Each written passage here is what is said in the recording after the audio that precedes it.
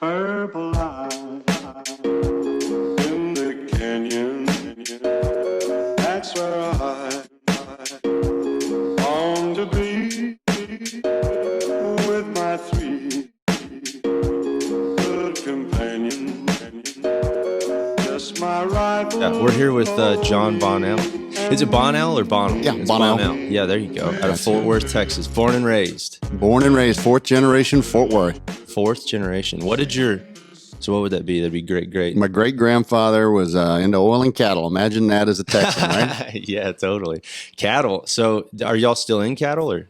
We are. I'm part of the Walsh family, and they're still in cattle in a little bit, but my brother and I have just started our own kind of cattle operation just between the two of us to supply the restaurants. We're running Akiyushi crossed with Angus. Interesting. Doing an all-natural, we'll grain feed them at the end, but free choice out in the field. We're not sending them to a feedlot. So grass-fed, grain-finished type deal? That's it. So are y'all just doing like feeders and stockers, or are y'all actually doing like a cow-calf? Now we're breeding our own. We bought 100% Akiyushi bulls, and we're breeding them to Red Angus mamas, and then we'll rotate the bulls and go back one more time for hopefully 75-25 cross. 75% Akiyushi is what we're looking for ultimately. I want to talk about that later, but because I have an interesting take on some of that as well. But I want to start because right before we started, you started talking about how you were a school teacher early on, before you even got into being a chef. That's right. And that's an interesting, because that'll set us up for a little bit later in the conversation to see how you're a leader and a businessman and how you operate in that way. So like the transition from being a school teacher to being a chef seems like it was a pretty sort of random, wasn't it? Kind of a sharp turn there, wasn't it? Yeah. And if a lot of people don't know, I mean, you have, and you're going to have to forgive my ignorance, but I don't know a lot about your world. I like food, and I think I got a pretty good palate, but you have a lot of awards. You've been a chef at a lot of impressive places in New York City, and I didn't cook in New York. I've cooked at the James Beard House as a guest, but Gotcha. I didn't work up there. Okay. So like explain some of these awards that you've gotten. Oh man, we've been doing this 20 years. So it always starts with the fun stuff. When the readers of the Fort Worth Weekly or the Star Telegram, when somebody votes you as like best new restaurant or best chef, and you kind of think, man, that's pretty cool. All the people in the city voted your restaurant as their favorite, and then best wine list, and then it kind of builds up to state kind of stuff where the Texas Restaurant Association gave us Restaurateur of the Year a little ways in. Then there's some national ones like the Wine Spectator, big magazine as far as wine goes. It's kind of the most powerful name in the wine world, and they award restaurants based on their wine list and wine program, different type of stuff. So we're up to a double glass award over there.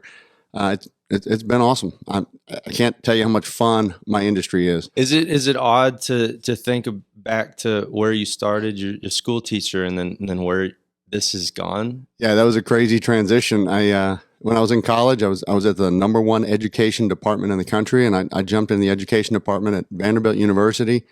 Absolutely loved what I did, and I love teaching, but I'm as ADD as possible. I'm all over the place all the time, and summers off was killing me. I didn't know what to do fresh out of college without a wingman or anybody else, just 3 months of nothing. Where were you teaching at initially? I was teaching in Dallas. Right out of college, I was teaching in Dallas at the Winston School and the Hockaday School. Okay. So you graduated Vanderbilt and came back down here. That's right. I came back to Dallas first, and then all of a sudden I just had that, that hit yourself in the head, that V8 moment that I should be doing this. The Food Network had just started. This V8 moment. Yeah. Hit yourself in the head. I should have had a V8. And you're like, that was it. I was watching the Food Network, which was a brand new channel, the original Essence of Emerald. And I was watching all the PBS Great Chef series. And I just kind of had that moment of, wait a second, they said culinary school. Why have I never even thought about culinary school my whole life? I mean, I've heard of it. I knew what it was, but it never came up. And in our family, you go to high school and you go to college. You didn't think about vocational schools. It wasn't a popular thing then.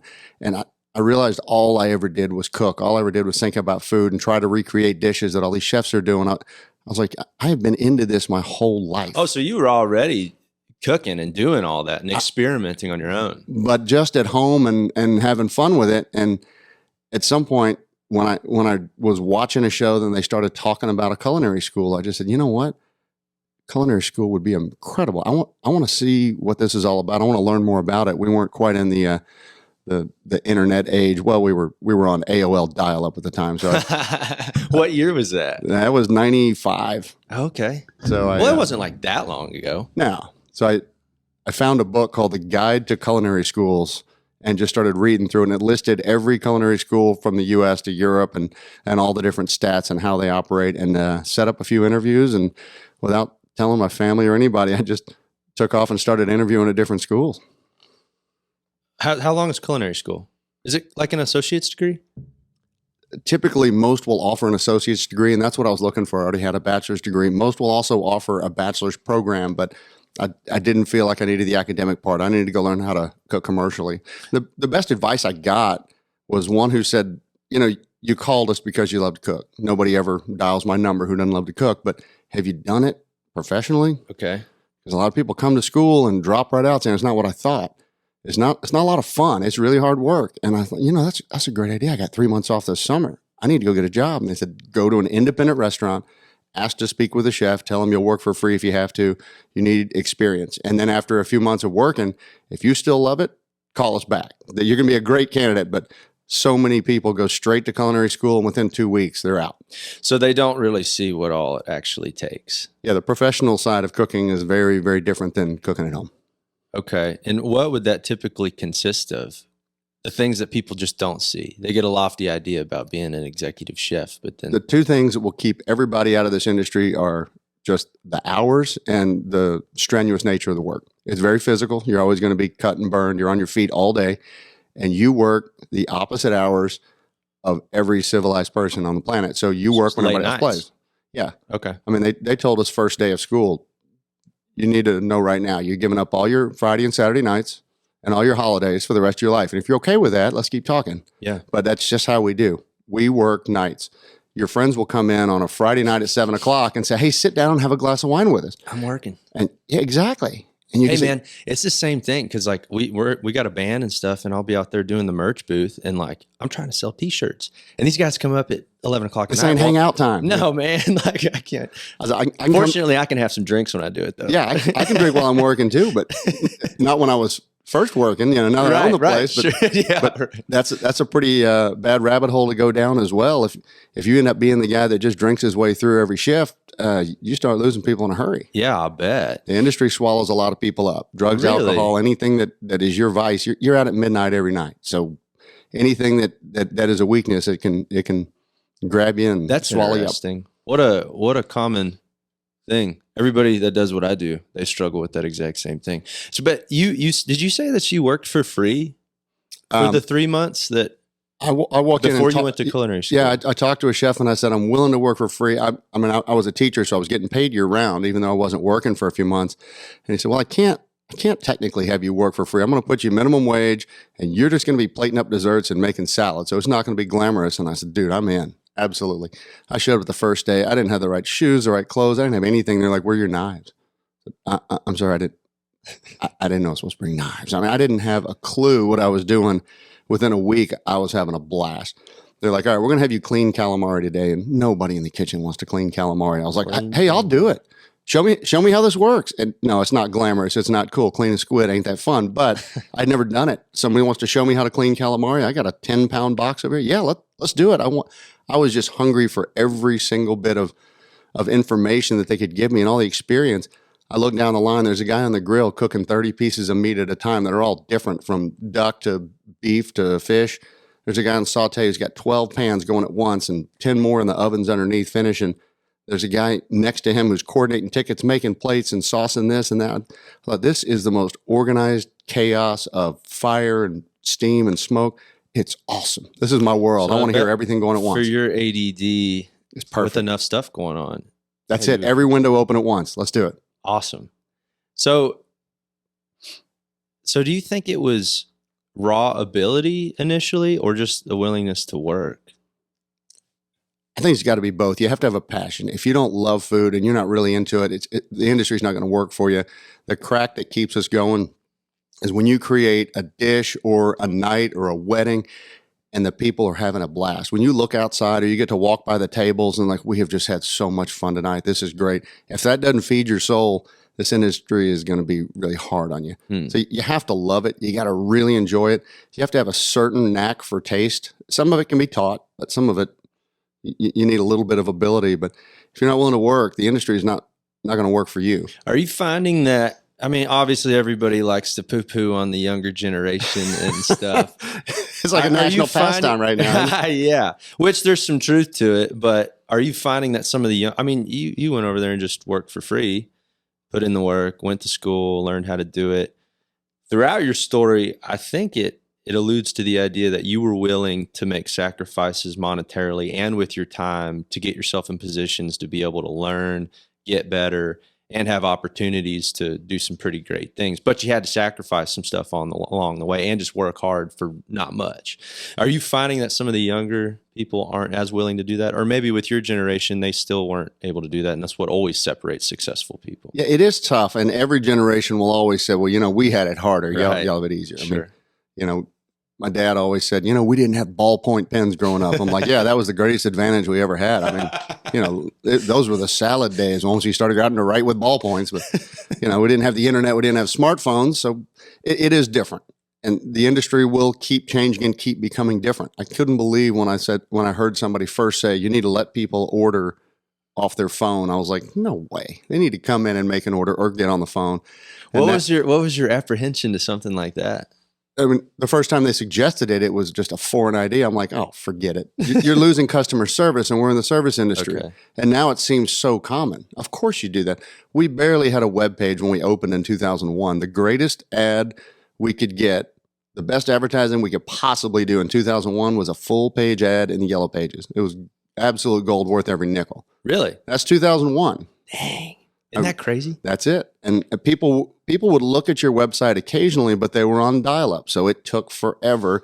And most people didn't do it that way. People called, and I answered the phone to give them directions on how to get there all the time. That just was only 20 years ago, but it was a completely different world. We sent direct postcards to people and paid for postage saying, hey, we're opening. So now, do you think with the change in technology that there is still a way to have that personal connection and that rapport with a customer, but you just have to find the way to do it? There still is, and that's the balance. And that's where the younger generation instinctively, intuitively knows how to do it, and we need to embrace that. It's easy to poo-poo this generation and say, oh, they don't want to work hard. They don't want to do it. When I talk to high school kids in culinary programs, I always ask, where do you want to be? 5 years from now, you're graduated. What do you want to do? Do you want to be in a restaurant, a hotel, a resort? You want to be a personal chef in a bakery? I mean, you can go anywhere in the world and somebody is paying to eat. So this industry is wide open. Mm-hmm. Where do you want to go? And the answers always start off with, well, I want to be on Chopped. And then I think I want to do a YouTube star. YouTube channel. And I'm like, no, I'm talking about how do you want to get paid? Those are cool. I think Chopped is neat. I've been on TV over 100 times. Nobody ever pays you to be on TV. Mm-hmm. There are a handful of people that can be on TV and get paid for it. I'm just telling you, the odds are lower than you going to be a pro baseball player right now that you're going to be the next Mario Batali or the next Gordon Ramsay, the next Rachel Ray. There's only a few that are going to make a really good living cooking on TV, and there's thousands that are trying, losing money doing it. But hey, if that's your dream, good luck. But you need a set of skills that you can get paid for along the way. Yeah. And where do you want to work? What do you want to do? Fine dining? You want to do fast casual? You want to be the Burger King? You want to be the taco guy? You want to have a food truck? You can go anywhere and cook. There's so many cool avenues they can take, but the vision of kids now is not the fine dining scene that we used to all look at and say, oh man, these are the greatest chefs ever. They're doing the fanciest food. The vision is so much more online, and our perspectives are hard to mesh sometimes. So at what point in your career did you decide, did you go into culinary school saying, hey, I'm going to own like 3 badass restaurants in Dallas, Fort Worth, do fine dining, also do some like, have a bar? I mean, you have a bar too, isn't that Buffalo Bros? Yeah, we got 2 of them. Yeah. So, I didn't know you had 2. Yeah, we got 2 Buffalo Bros. We're up to 4 restaurants now. They're all in Fort Worth. They're all in Fort Worth. That's right. Okay. So like at what point did you decide that you were going to take that route? Did you go into culinary school thinking that, or what? I was a crazy one. I went into culinary school thinking I want to open a really cool, high-end, but very Texas kind of ranch concept, similar to like Dean Fearing, but a little more on the Fort Worth side. Not quite as fancy, not quite as, There you go. the Ritz or at the mansion at the time. I was like, I want to do Southwestern upscale, and Texas, we're known for like wild game and Gulf seafood. And I was like, that's what I want to focus on. And every chef instructor without fail said, please don't go throw all your money at an independent restaurant. You're going to graduate, you're going to go open a place, and you're going to lose all your money. Anybody who invests in it, everybody loses their first restaurant. So just be careful. Go work for somebody for a long time first. Don't just say, I'm going to go open a place and try to get started too soon. They've seen it happen too many times. I mean, 90% of restaurants don't make it past a year independently. 90%? 90% won't make it past a year financially, just based on independent saying, hey, I want to get into it. And you were right at the beginning. Everybody thinks they know how to do it because they go to restaurants. They're like, hey, I could do this. Yeah. I had a dinner party and everybody said my chicken wings were great. My wife makes this great spinach dip. We could do this. Yeah. So it seems like with most things, and it seems like being a chef is the same way, what you maybe do in the heat of the moment, maybe if we even called it like a performance, like actually the act of cooking is in some ways a very small part of how to actually be successful in doing it. The part that you actually enjoy about it isn't even necessarily the part that might make or break you. So for instance, like your restaurant Waters, I'm a big seafood guy. And so it sounds like that you guys are always trying to source fish from sustainable places, healthy places, farm raised fish, and you're trying to get it to your plate as quickly as possible. And to be able to do that, that doesn't really have anything to do with how you prepare it. But I bet that consumes a lot of your time. It's a huge chunk. And it's really hard to make a restaurant successful because there's two different ways to define success. Does everybody love it? And do they give you 5 stars? That's a success. Are you making any money? That's another success. And there are tons of chefs who are incredibly talented, better than I will ever be, and never made any money at it. Ooh, so like in the art world, how do you define success? Well, yeah. So like in the art world, music, even like drawing, painting, anything like that, there always seems to be this conflict between like, if you monetize it and you do well monetarily, it's not true art. Right, where do you find the balance? Yeah. So does that exist in the 100% culinary world? I would say one of the chefs that every other chef looks up to, Ferran Adria, this guy from Spain. He is amazing. He's a magician. He treats food very much like an art and a science project at the same time. He sets trends around the world. I mean, this guy, he's kind of the one who put molecular gastronomy on the table and on the map. Everybody looked up to him. His restaurant was losing $240,000 a year. So just couldn't run it. They had reservations 5 years out. You couldn't losing money. You couldn't get into the place, and they couldn't make money at it. Being successful is a different definition for everybody. His investors were okay with it for a while.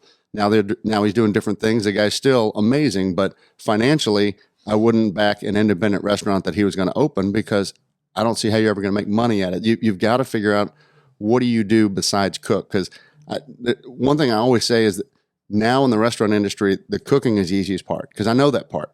I feel comfortable cooking. If somebody says, here's a bunch of ingredients and I think they're good ingredients, I can probably make something taste real good pretty quick.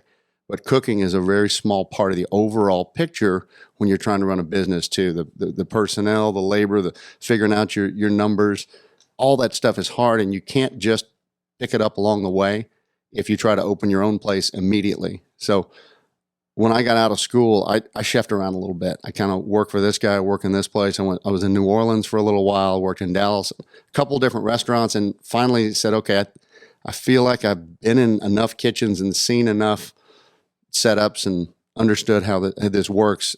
I'm going to try my own. And a good friend of mine, Frédéric Angevin, he's a French chef. Angevin. I believe he's at the Four Seasons now in Dallas, but he opened a place in Fort Worth. He had been in Fort Worth for a long time. Four Seasons in Dallas, like that one over in Las Colinas? Yeah, I think he's still chefing there. Okay. I hadn't seen him in a while, but he said, hey, I'm opening a restaurant called Escargot, and I can't afford many other people. This is my independent place. Will you help me? And I said, you know what?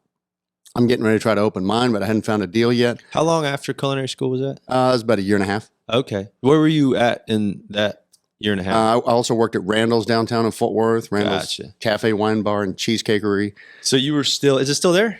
Nope. That one went by the wayside quite 90%. a few years back. Yeah. Yeah, exactly. They made it Made it several years though. No kidding. Yeah, it was a really cool So spot. you were working there, and then I was working there, and then I helped open Escargot. And this was Okay. a guy who's like, look, I'm an independent guy. It's just me and the general manager and my wife. I mean, there's really kind of three of us, and we need at least one more person in the kitchen. I don't have a lot of money to spend. And I said, look, I don't need a whole lot of money here, just a few $100 a week, but you have to include me on everything you're doing. And we saw cut tables. We built the furniture in the kitchen, not built it, but, put everything together from, the cheaper way to buy it is in pieces. IKEA. It's more Restaurant Depot, but yeah, right. Stainless tables. We're back there, drilling stuff together, and every single thing we did from ordering to payroll to everything, I said, just include me on it. I want to see every bit of the opening and how this works. And watching the guy try to do payroll himself instead of hiring a payroll company was like, man, I can't believe how much time he has to spend on figuring out taxes. And the penalty for getting it wrong is pretty bad. So I think we're going to hire a payroll company. And all those lessons of experience that you can get working with other people when it wasn't my money on the line was incredibly valuable stuff. So some of those things are, you can't even really put a number on some of that stuff. I mean, culinary school doesn't have a class on accounting or Right. payroll and HR management. You see it as you go. Every restaurant you work in, you're going to meet the HR person. They're going to ask you about, benefits or 401ks, and you hear about these things, but to turn around and be the one in charge is a pretty big step. Heck yeah. So you guys started Escargot, and then were you? So Yeah. you were working there for how long? I was there for about a year, and we finally found a real estate deal and said, okay, it's time to start building ours. I had worked in Dallas at Mediterraneo. I'd been down in New Orleans at Mr. B's in the French Quarter. That was on a culinary externship. That was the greatest thing ever. 97, 98. So how would you always, obviously you were learning from a lot of great people, and you were being creative, and you were trying to develop your own craft in your own unique way, but balancing that with just the business side of it. Like how do you grapple with those two things coming together? Coming up with a menu and the concept to me was very comfortable. I knew what I wanted to do, and I felt like I could execute it. Now, I needed to hire good people also, and I've got a great business partner, and I've got tons of really talented employees in lots of different departments. But the menu, I was like, I can do that. I can write a wine list. I've had classes in wine. I feel like these are my skills, but then I realized that 80% of my time, 90% of my time was trying to figure the rest of it out. And my wife and I was 31 years old when we opened our first restaurant. And I was like, man. Did y'all have kids yet? We didn't have kids yet. We got married in February and opened the restaurant in October, same year of 01. So it was we started building in the summer, and we just remodeled the place. How long did y'all date before you got married? Just under a year. Oh, no kidding. Dadgum. We met during the big ADD. tornado. You just said, let's do it. That's it. You remember when the tornado ripped through downtown Fort Uh-huh. Worth? My wife and I met that night at Randall's. What do you mean? I mean, we were both at Randall's in the restaurant. I had just finished working there, and she had just started working there. And I went in to grab a paycheck and sat down at the bar like, hey, who's the cute girl behind the bar? And then the tornado ripped through downtown. We spent the night in the basement for a while with all the customers, and then I walked around looking at damage. That's the first time y'all met? That was the day we met. That is one of the coolest stories. Every time you see it in the paper that, hey, on this day, I'm like, oh, that's right. Hey, honey, this was the day we met. Yeah. What the year was tornado that? day. That was 2000. No kidding. And then y'all walked around together. Yeah, I walked around looking at Did damage. you walk her home? Yeah. Oh boy. You better. Yeah, that's right. And then a year later, y'all got married. Yeah, we got married the next February and opened Bonnell's, our first one in October of 01. So we're about to have our 20-year. Lord have mercy. I mean, it's already hard enough being married, much less running a business together. What was her experience was she a server at Randall's, or what did she do? She was actually working for a publishing company, publishing like college textbooks, and then pouring wine at the bar at night. No kidding. Yep. Oh, so she knows her wine, huh? She knows her wine now. Now? Yeah.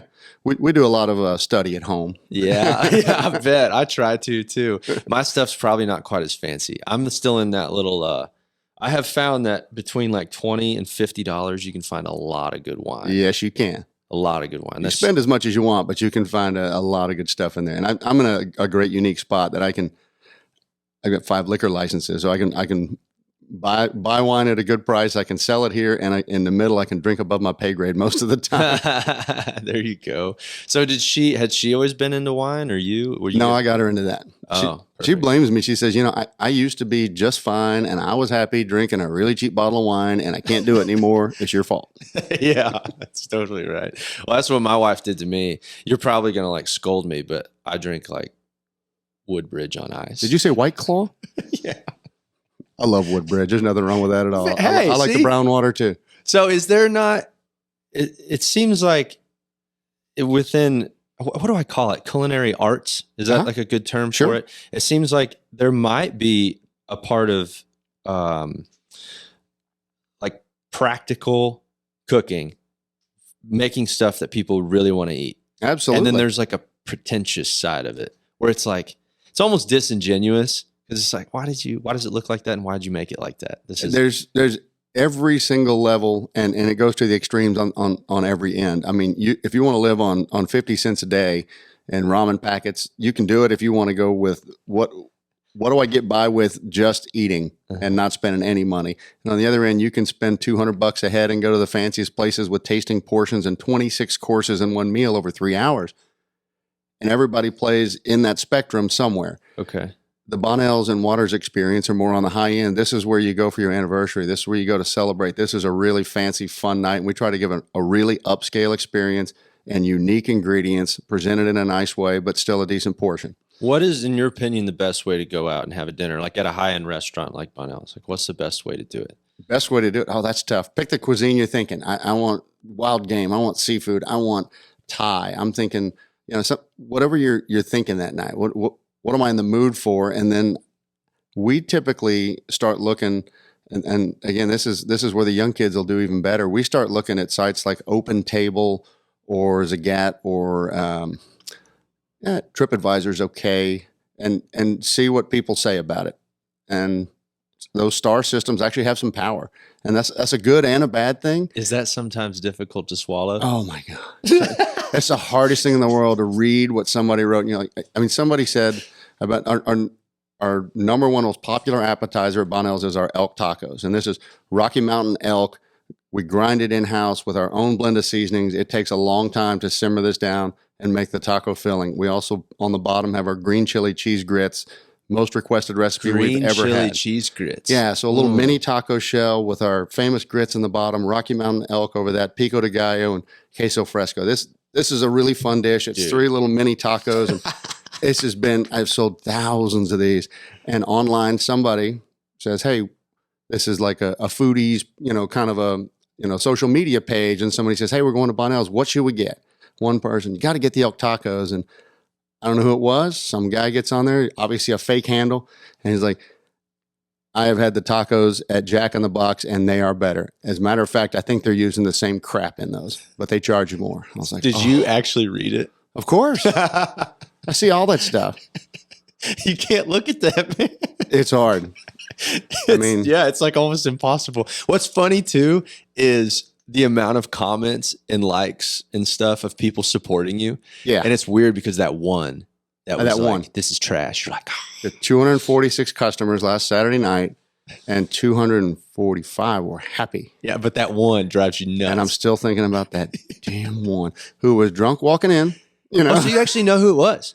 Oh, over and over and over. I'm like, man, I know exactly who did this. And the one that sticks in your craw is one person who said this one thing, and and they go online and say it, or something that's absolutely not in your control. During the pandemic, some guy says, we love the food. The atmosphere was great, and the server couldn't have been better. But they made my wife uncomfortable by asking her to wear a mask, and I will never go back. 1 star. Let's see how they handle that. I was like, man, come on. We all have to do it. I'm trying to make a living. Look, I said, I don't get the choice. I didn't want to be the police of this, but I can lose my liquor license if I don't. Yeah. He said, well, you call yourself a Texas restaurant, and those who sacrificed more than a liquor license to keep Texas. I was like, good Lord, man, come on, let's not die on this hill. The irony of that is if you went into that guy's personal life, he's probably the most passive pushover person that ever existed. But he's an incredible keyboard warrior. Oh, it's brutal, man. But you got to learn to grow a thick skin. But if you stop taking any of it personally, then you don't care anymore. And But that's a hard one. there's such a healthy part of being able to take some criticism, though. Yep. Because sometimes they probably say stuff that you're like, I could get better at that. Yeah. But that's tough to do. We may have had an off night for a little bit. That happens. One of the most cathartic things ever is when you see, like, online, you can watch chefs read their bad Yelp reviews, and to just say it out loud and kind of laugh about it, and then watch Bobby Flay do it and watch Gordon Ramsay. You're like, okay, you're not alone. No restaurant has ever just had perfect scores and everybody was happy going in and out. Somebody's going to hate it. Somebody's going to love it. Finding the balance of what you want to put out, what people really like, what they're willing to pay for, and then figuring out how to make money at it.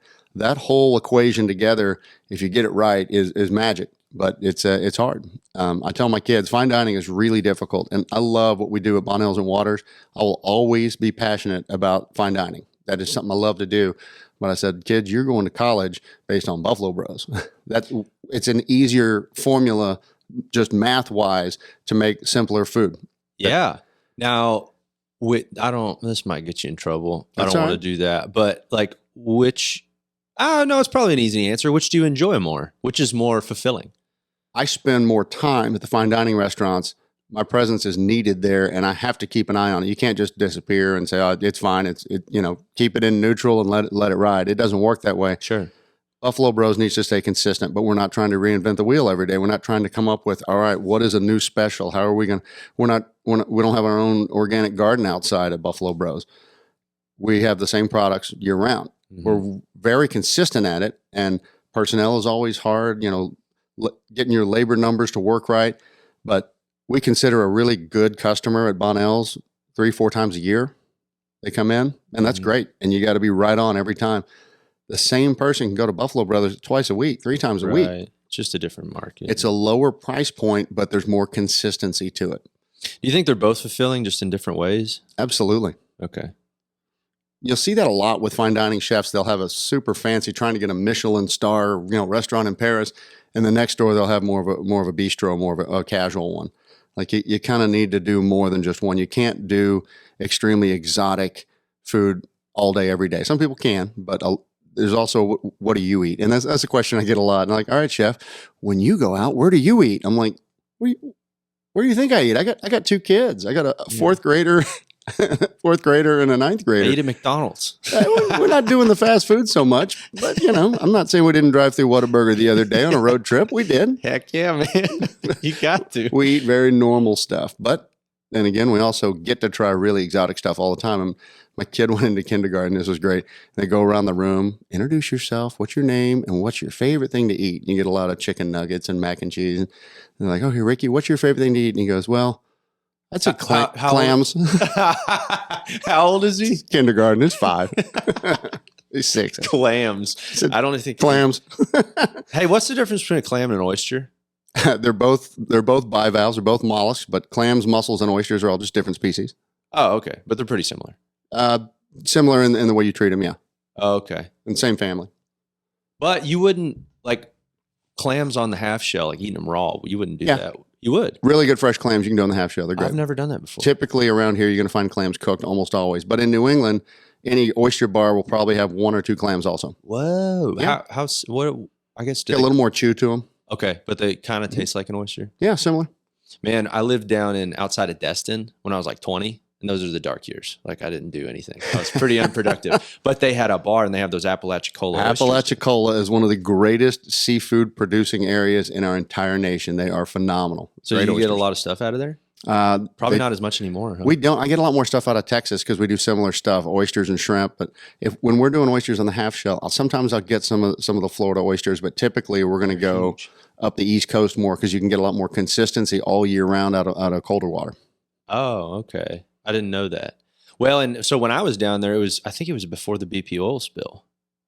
Yeah, it didn't hit them too hard. Everybody was worried. Everybody was like, man, here it comes. And it didn't actually put nearly as much of a dent in it as what's they thought. because I'd always heard that they have a strain on some of those fishing spots down there in Apalachicola in that bay, but is all that from the runoff from like Atlanta and the water that feeds down there? Yeah, I always heard they have like it all depends on what they'll do. They'll get out there with the fish and game department of every state regulates their seafood, so they'll go out in the state waters and they'll monitor water temperatures and water qualities daily.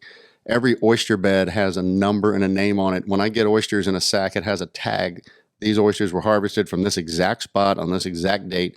If anybody ever had a quality, issue with an oyster, or they think somebody got sick and they verified it, that bed is shut down that hour. Whoa. So they're out there testing the waters all the time. Things like red tide, when you just have like an algae bloom that's not healthy. There's all those things that they shut areas down frequently all over the Gulf and the East Coast too. They're constantly watching that sort of stuff. So they're a lot better than they used to be. We're technologically better at this. Knock on wood, I've never gotten sick from eating oysters. Me neither.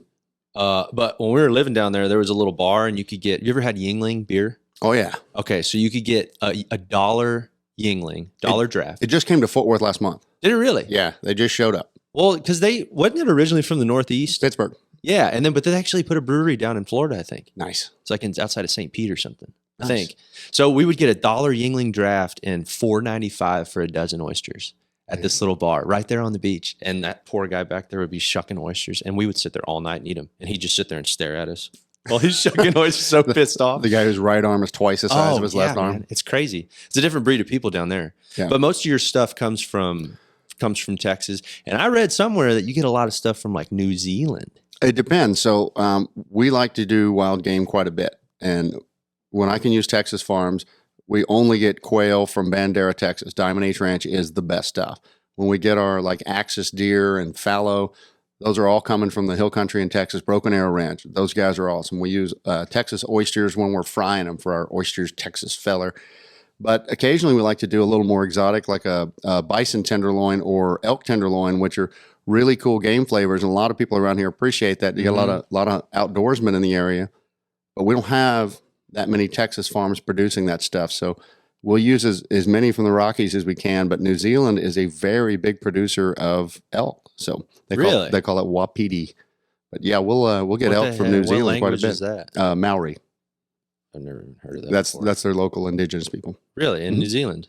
Like Aboriginal to Australia. Yeah, totally. What's it called again? Maori. Maori. And then what's the language? Gosh, I don't know. Oh, okay. But it's just the indigenous. How many languages would be from there? Probably those two. I don't know. Been in New Zealand a couple of times, but it's a beautiful, beautiful place. And I couldn't believe that their number one export is wool. They've got sheep everywhere, more sheep than people. But their second biggest export is venison. They do a lot of red deer and a lot of elk. Yep. This is all just like on farms, ranches, I guess. It's farmed with high fences. Yeah. Yep. No kidding. Do you buy a lot of fish from there though? Yeah, we'll get fish from there. Okay. Every fish is one plane ride away, and we typically try to find wild, seasonal, sustainable products from the sea that are shore to door, meaning from the ocean to my back door in 24 hours. Yeah, That's I like it. that. Shore to door in 24. Shore to door in 24. If it's from New Zealand, it might be 35. You know? Yeah, right. Flight's a little longer. You liar. But they've got such clean water and really cool fish, and not that many people in New Zealand. So there's a lot of fishermen that are exporting a ton of it, and they've got some really cool stuff. So I've tried to do as much research as I can on that. I love fish. And we just finally got a subscription thing with a company out of Alaska that ships the stuff on dry ice frozen down to us. Because I went down that black hole of farm fish and all that. I was like, oh my gosh, like I won't even look at tilapia now. I was going to say, if you just look up where do they raise tilapia, it's kind of gross. Yeah. So that was a funny quote by you. You said let me think of it properly. You said if you won't drink the water. That's it. If the farm raised fish in that country is a country where you wouldn't drink water out of the tap, I wouldn't eat their farm raised seafood. Eat their fish. So what is I would butcher it if I tried to tell anybody why farm raised fish is bad, but like what's the brief synopsis of what the heck is going on with a lot of our Not all farm raised fish is bad, but the majority of it is done because it's a whole lot cheaper and a whole lot easier and a whole lot faster. That's the hard part about fishing. You don't know what you're going to catch. There's storms, there's seasons, and wild seafood is difficult. And menu guys, I mean, I'm the one over here writing a menu saying, look, I just want to put red snapper on the menu every day and make a dish. And I'm like, well, we can get it here, or I don't know if these guys are going to be catching, but in a few weeks, the season will open over there.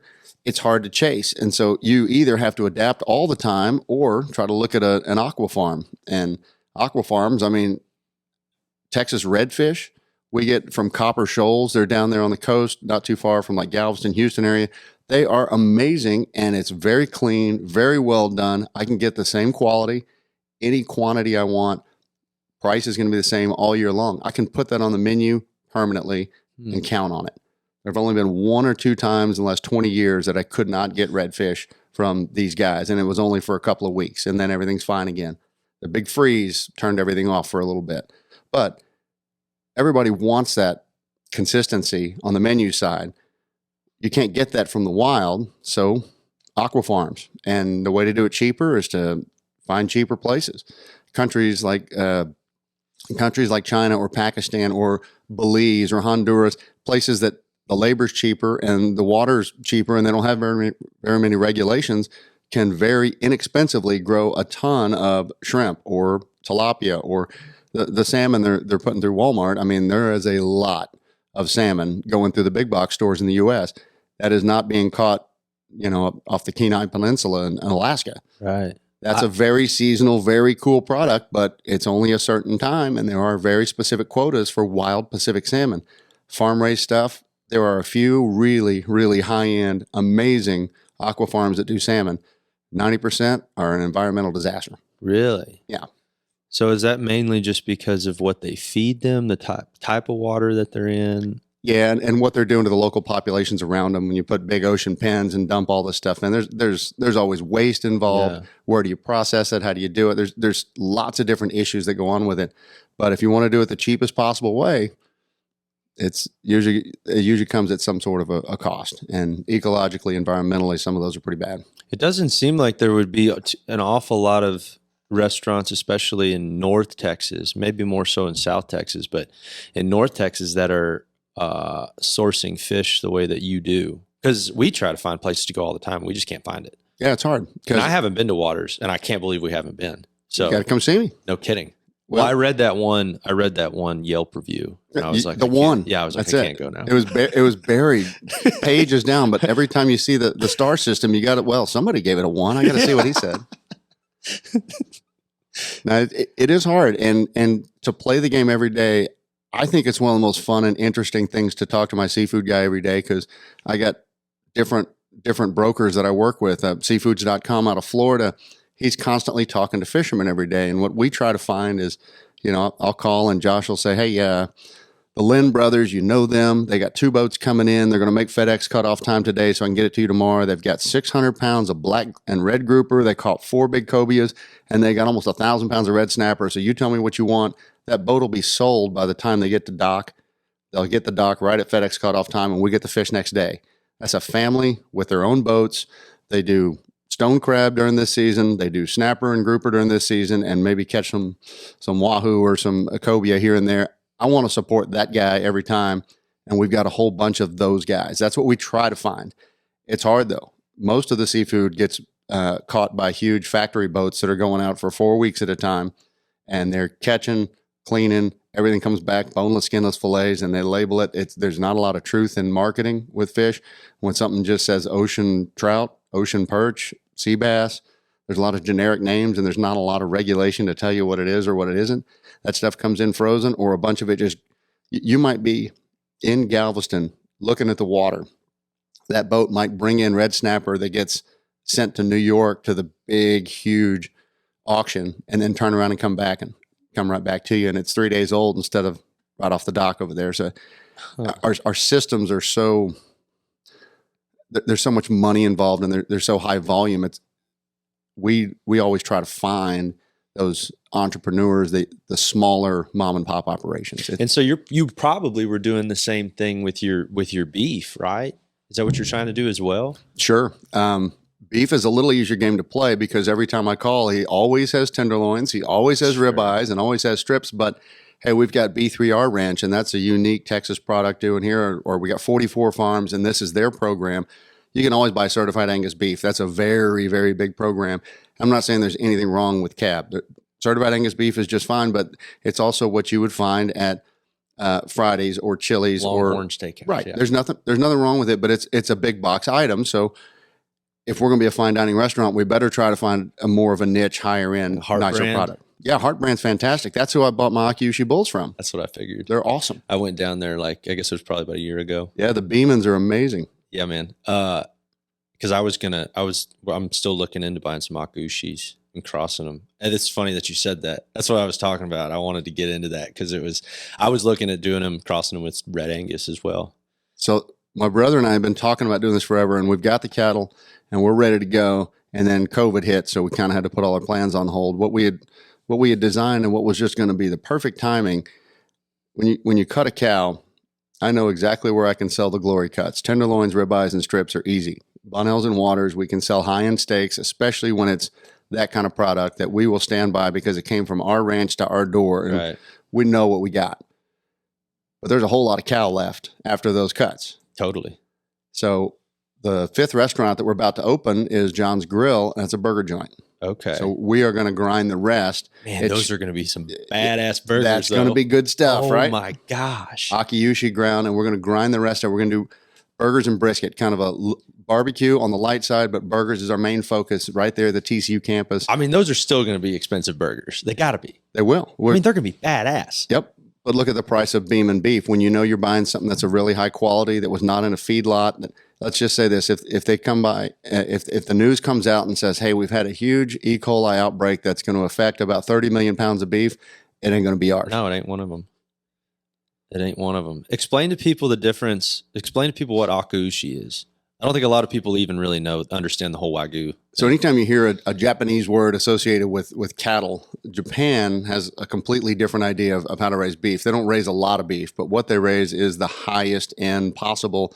And some of their stuff, like their A5 levels, are even more fat than meat. It's incredible, but it's a different experience. We think of just a big, huge steak, and they're thinking of small portion, but incredibly decadent.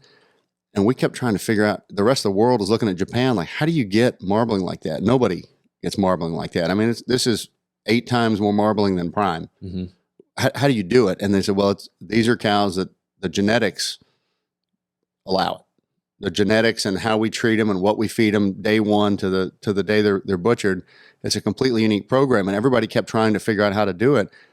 I think it was 6 cows total ever got out of Japan. And every single Japanese sounding program is based on those animals, through artificial insemination. Typically anything that's called Kobe style Kobe can only come from Kobe, Japan, kind of like Champagne has to come from Champagne, but Kobe style means it's one of those Japanese breeds. There's Akiushi, there's Mishima, there's Wagyu. Typically what you'll see is if something is a black animal, they'll call it Wagyu. If it's a red animal, it's probably Akiushi. Now, there are different breeds within all that. I thought Wagyu I thought that just meant Japanese cow. In some circles it does, but there are different sub-breeds. There's a Mishima. Without getting too specific, all the Japanese breeds are incredible genetically. They have an incredible genetic ability to marble like you've never seen, but they don't look like a beef cow, and they don't have that much meat to them. So we typically cross them with an Angus or a Hereford to make it balloon up and become a nice, big, heavy animal and get some of those genetic properties of marbling. So that's typically the American way, but Australia's doing a ton of it. There's Japanese programs all over where we're crossing. And my brother is a doctor and I'm a chef, and we decided. What kind of doc is he? He's a professor of medicine at TCU. He's a pediatric ER specialist, kind of done a little bit of everything. Heck yeah, that's cool. He and his wife are both medical doctors. Really? Yep. Dang. So y'all are some educated people. Why are you talking to me? Right? He's incredible. So we said, let's figure out how to do the healthiest, heart healthy possible beef that also tastes the best. And Ooh, get into the heart healthy part. that's it. So They have a different type of fat, don't they? Omega-3s and omega-6 is the kind of stuff that they get from eating natural grass. Oh, okay. It is genetics, but it's also feeding them natural stuff and not pumping them full of growth hormones and lots of extra stuff. We don't inject them with anything they don't need. We might give them vitamins. You might give them an antibiotic if they got sick, but Sure. we're not going to automatically just put chemicals on the cattle for no reason. So we go with the most natural program we can. we're raising some really good high carb stuff to get them up to weight. And at the end, we'll do it's a custom grain mix that'll be free choice feeders, but then you can move that feeder so that you don't have animals standing in front of a feeder for days and days and days. You end up with a cow that's a very clean animal, and it's a much healthier beef. And we're raising them.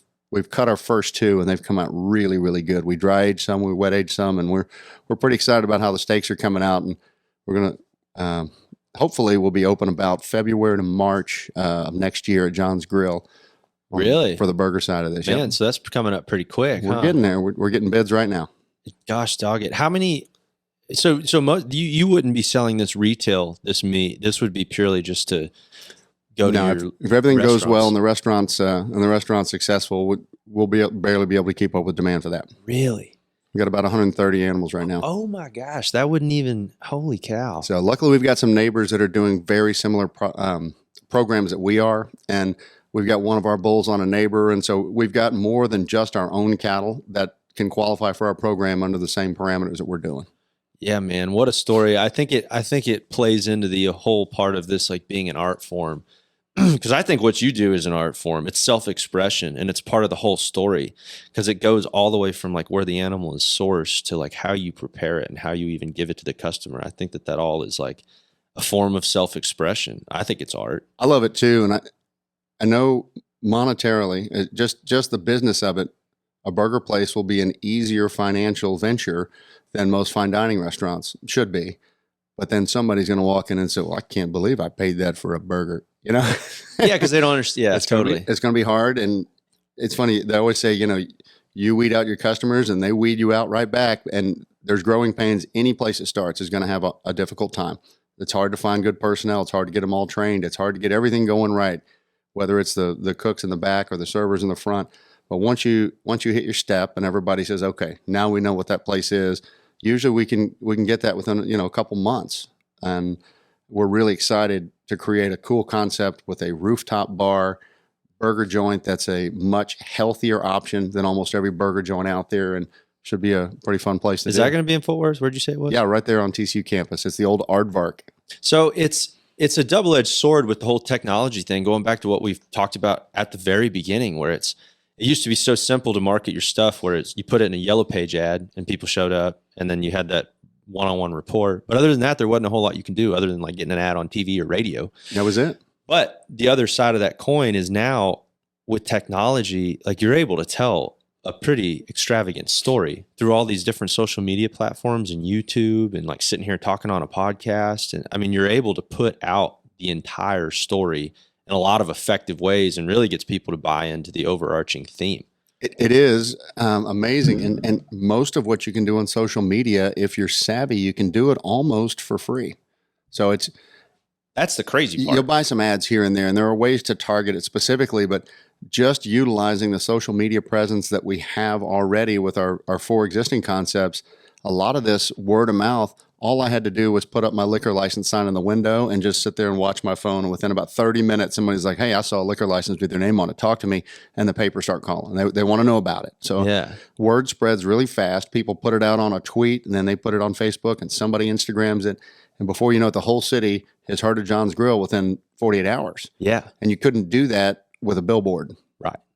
So there's always 2 sides to it. Yeah. And honestly, we can get a lot more efficiency of service when we utilize the stuff properly. For example, when we opened Buffalo Brothers, it's been 15 years now. When we first opened, we thought we are going to deliver. It's pizza, wings, and subs, and we're on a college campus. If we can deliver, this will be great. And we looked into delivery, and we couldn't make it work. The money you pay in insurance, how do you schedule your drivers? They may show up and have 0 deliveries, or they may have 26 deliveries. We could not figure out how to make a delivery service work, so we just quit. So pick it up if you want, but we can't do the delivery part. We're not big enough to handle it. All these delivery services started between Favor and Caviar and DoorDash and Grubhub, and they all want your business. Now, they're all going to take a chunk out of it, but now we can deliver to anybody, anywhere. Yeah. And they already know how to use these services. We didn't have to put anything into it. So we do pay a premium on those. And it again, a double-edged sword, but our volume of sales is so much higher because of the technology. And I got to tell you, my wife and I came home. We were late last night with the kids, and we're like, man, I'm tired. You tired? Here, let's just get something delivered.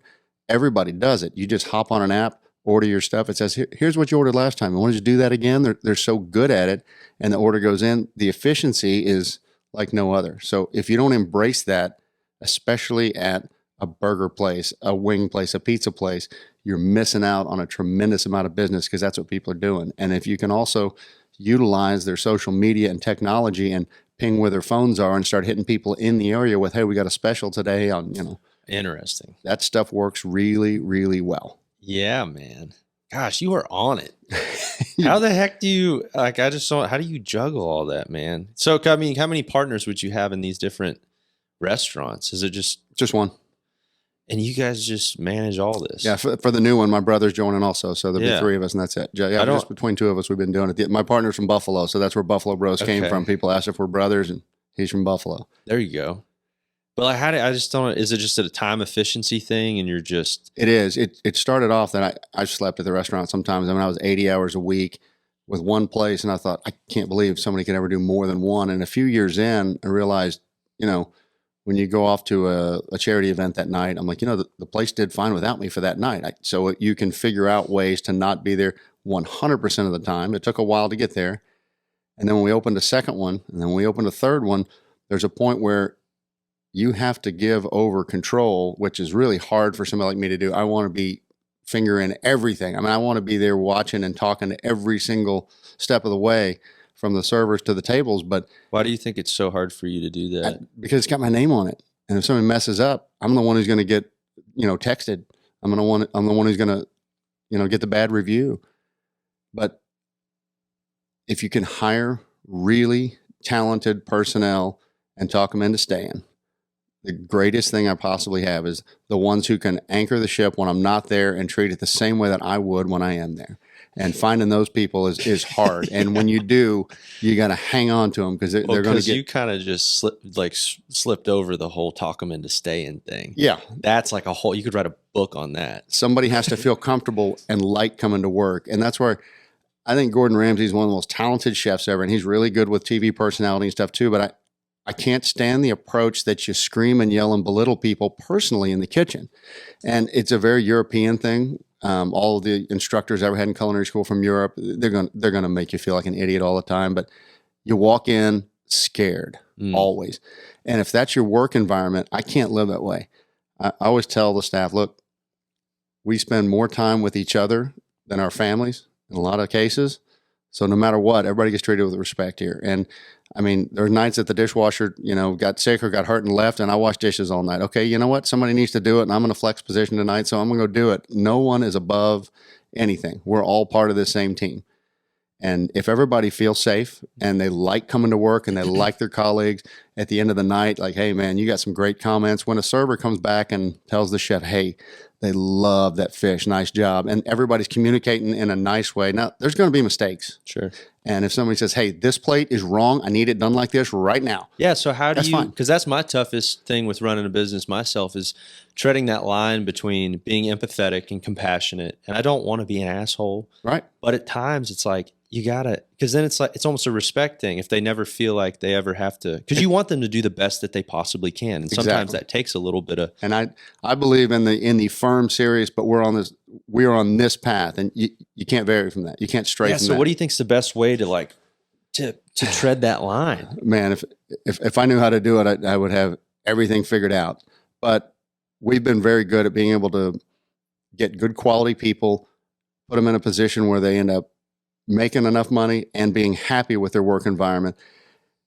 The other hard part for us is you've got to give somebody a job where they can still have a family life too. And in our business, it is really hard, especially like Waters was open 7 days a week.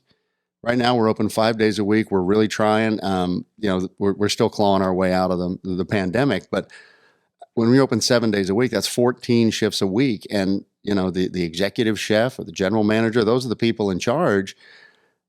When do you schedule time off and how much do you get? That's a very difficult thing. And there are places that'll say, sorry, I need you this much. And I don't care if I pay you overtime, but they'll work you to death. And it's not a realistic, it may be it may be a plan that you can do for a while when you're young and gung-ho and climbing the ladder, but at some point, I want to keep this person for many, many years. You got to come up with a realistic life at the same time outside of the restaurant. So those are all the things that we try to balance. And if you've got great people and they can handle it on the days that I'm not there, which is most of them now. I mean, I'm at one restaurant sometimes. I'm at another restaurant sometimes.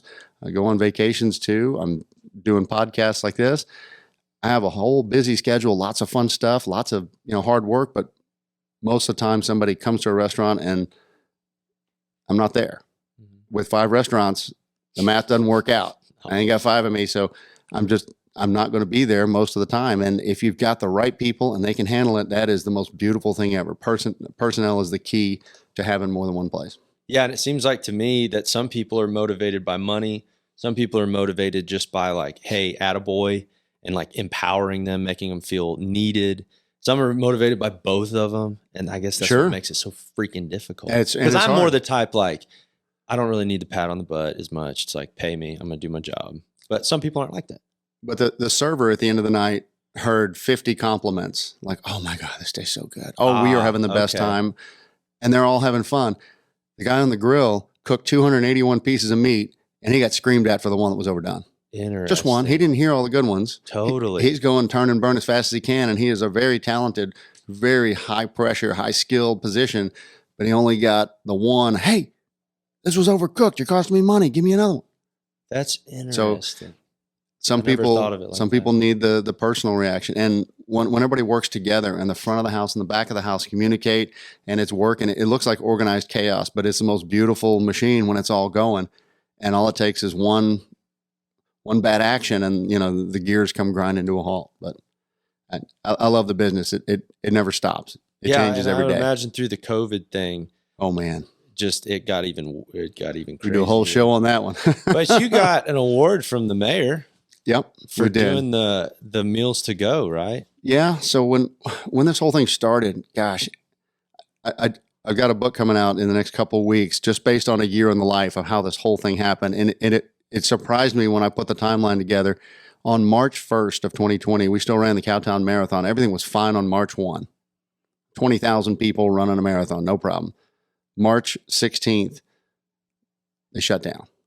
I mean, everything was so fast, but we were supposed to have a clay shoot on the 16th of March. It was a Monday, and it was shooting with the chefs. It was for the Fort Worth Food and Wine Festival, and it was a big fundraising deal.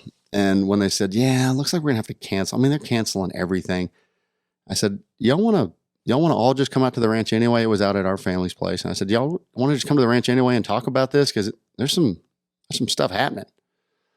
Everybody said, I don't know. And I said, well, the mayor said she'd still come. She was supposed to shoot for this one too. And like, yeah, let's go ask her some questions. And we got out there Monday, and as everybody introduced himself around the room, I own this restaurant. I'm a chef here. I'm a general manager of this restaurant. It gets to me, and then there's the mayor, the head of city health, and then my brother's like, oh yeah, I'm a global health expert. And everybody looks at him first and says, is this that bad? And he's like, yeah, it is.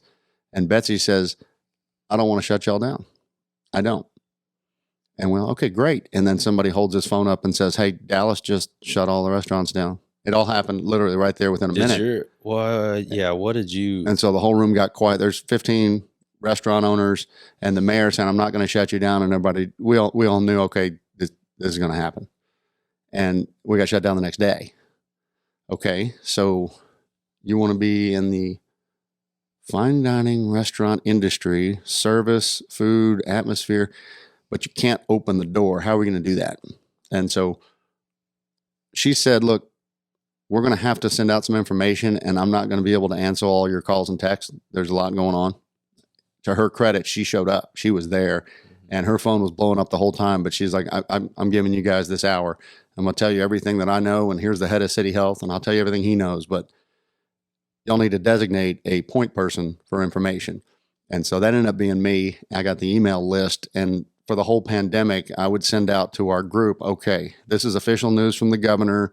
This is Senator Cornyn saying this. Here's a new rule from the mayor is now doing this. The county judge is saying this. So I ended up just kind of on this email newsletter that was an official source rather than, well, here's what I heard. And so half the pandemic, we said, okay, we can't do fine dining anymore. It's just not going to work. But the people of the city really need to eat. So we said right off the bat, we have to figure out how to do the most possible food for the least possible price and efficiently get them through here. We're not set up to be a to-go place. We're a fine dining restaurant with a big dining room and a bar. Yeah. But if you can't use any of that, all right, no choices. And we started by firing everybody. We went from 265 employees down to 31. How tough was that? In one day. That's the worst day I can recall. Really? I started at Waters Restaurant, said all staff meeting on the porch, 9 a.m. We've never had one because you have a lunch crew and a dinner crew, and you don't make everybody, come at one time. And everybody knew something was going on. And, just to walk up to the patio and everybody's there and it's solemn. And I said, y'all deserve better. I wish I had something else I can do, but I got to fire everybody. Down to 6 people at a whole restaurant. Damn. And they all knew it, and everybody hugged it out and talked, and then they all just, shuffled away. And then we did that 4 times all day long. And then I went to the governor, the county judge's courthouse where they were doing a presentation on TV, and they said, well, come say something about restaurants. And I just got on TV, and it's been a rough day already. And I just said, please continue to support your local mom and pops because they're not going to make it without y'all. I like Chick-fil-A too, but they're going to make it. Sure. I guarantee you, Chick-fil-A is going to come out of this. Your mom and pops won't.